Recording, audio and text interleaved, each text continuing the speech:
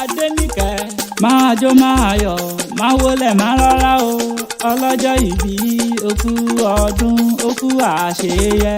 Máa jó máa yọ̀ máa wọlé máa rọra o ọlọ́jọ́ ìbí okú ọdún okú àṣeyẹ. Ọmọ Ajé wọlé okú àṣeyẹ. Àpáta dé àpáta pààrọ̀ ewì dé. Oyè rògbòdò tó bá ń gbọ́ mi ẹjẹ́ jọ máa kọ́ lórí ọmọ Adéníkẹ́ ọmọ Ajé wọlé. Aya ìjìrì aláṣokùn máa wọlé máa rọra. Abẹ́yìn funfun bíi tẹ̀fọ́ abojú yoyoyo bíi nálẹ́ pọ́nbẹ́pọ̀ rẹ̀ ó lẹ́wà oníwà ire olóríire alálùbáríkà ẹ̀dá ènìyàn. Adùn bá rìn láwùjọ àwọn obìnrin. Òní lọ́dún rẹ̀ okú ọdún o. Ọdọọdún báyìí ní sákóruwé ọdọọdún ló máa bẹ.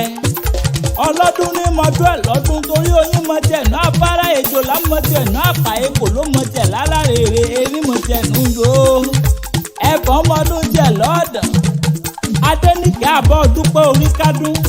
Okú ọdún tòní lágbára lọ́wọ́ Ọlọ́run ọba ó mọ̀ta mọ́dúnmọ́dún. Ìwòye ọdún tó ń bọ̀ ọjọ́ mọ́ba ìkú jẹ́jẹ́ra ni láṣẹ lọ́wọ́ bàbá òkè. Ó yá mọ́ gbóhùn ẹnu mi. Ùṣù Èkìtì níṣẹ́lẹ̀ bàbá tó bí ọlọ́mọ. Ó yá wá máa gbọ́ mi. Ìwọ lọmọ Ùṣù ọ̀rọ̀. Ọmọ àtòkòdé mọ̀ síbí kan nẹ̀.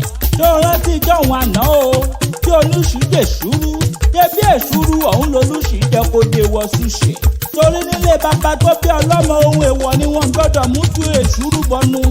Nílé ọkọ rẹ̀ ìwọ láyé ọmọ olókè ìwọ láyé ọmọ olókè méjì takọtabo ìwọ láyé ọmọ olókùn ta ọ̀run ìkẹrẹ ìwọ láyé ọmọ rọlẹ bàbá òkè ẹ. Aya èjìrè aláṣokùn okú ọdún okú ìyèdún lágbára lọ́wọ́ Ọlọ́run ọba ó máa pẹ́ láyé ń bí o sì ní bá wọn tẹ́jú ilẹ̀ mọ́lẹ̀. Àyúnlọ àyúnbọ̀ lọ́wọ́ yẹnu bó bá ti lọre ló mọ̀ bọ̀ re.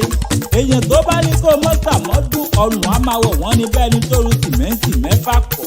Happy birthday to you, oh, and we all wish you long life and prosperity.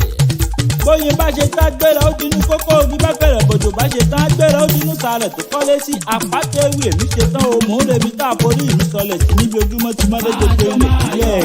Máa wọlé máa rọra o ọlọ́jọ́ ìbí okú ọdún okú àṣeyẹ.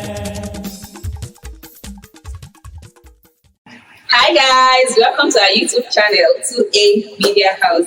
And please don't forget to subscribe, like, comment, and share our videos. And don't forget to follow us on all other social media handles at APATA EWI ROC. Love you all.